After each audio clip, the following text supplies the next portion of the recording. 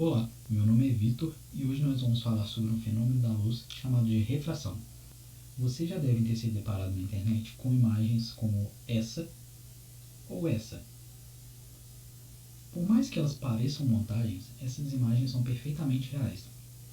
E elas ocorrem devido a um fenômeno óptico chamado de a refração. Acontece quando a luz ela passa de um meio para outro, mudando sua velocidade. Com isso, ela pode sofrer um desvio em relação à normal da superfície onde ela está trocando de meio. Por exemplo, imaginamos que a gente tem aqui uma superfície onde nós temos de um lado um meio 1 e um meio 2. Nessa superfície, fazendo 90 graus com ela, nós teremos a reta normal. Quando o feixe de luz incide nessa superfície, nós teremos aqui um ângulo chamado de ângulo incidente. E na passagem para o outro lado, nós teremos um ângulo chamado de ângulo refratado. E o ângulo refratado ele pode ser maior ou menor dependendo do meio para o qual a luz está passando. Bem, para exemplificar isso, vou usar uma simulação do FET Colorado. Bem, essa é a nossa interface da simulação. Aqui nós temos um emissor de um feixe de luz e aqui nós podemos controlar o índice de refração do material. O que acontece? Vamos notar primeiro quando a gente tem um feixe de luz incidindo a 90 graus de superfície. Independente de qual índice de refração seja o da minha segunda superfície, nós não teremos uma mudança. Isso ocorre porque o feixe está incidindo com um ângulo de 90 graus com a superfície, ou seja, ortogonalmente.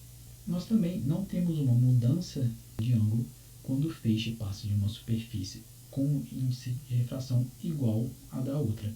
Bem, agora nós vamos ver o que acontece caso aumente o índice de refração da segunda superfície.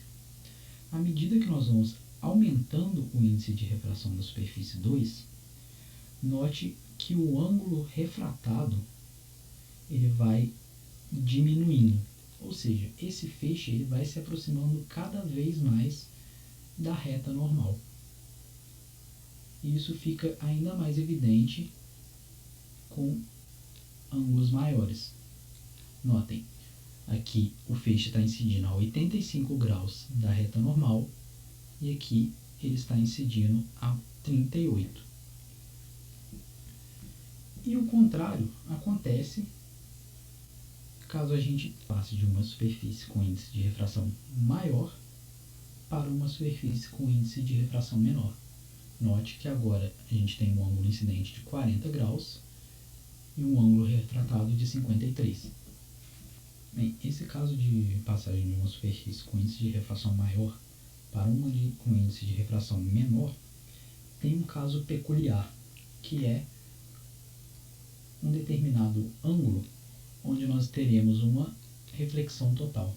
Ou seja, à medida que nós vamos afastando o nosso ângulo incidente do nosso ângulo, à medida que nós vamos afastando o nosso ângulo incidente da normal, nós vamos aproximando cada vez mais o feixe da superfície, até o momento em que nós não conseguimos mais refratar e nós temos uma reflexão total.